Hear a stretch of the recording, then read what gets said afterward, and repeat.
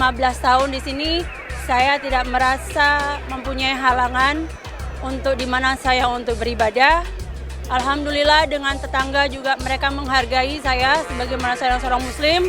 Apalagi di bulan puasa, saya juga alhamdulillah memberikan ya sekedar buat makanan gitu ya untuk tetangga juga, memperkenalkan pada mereka bahwa kita ini sebagai seorang muslim dari Indonesia seperti ini.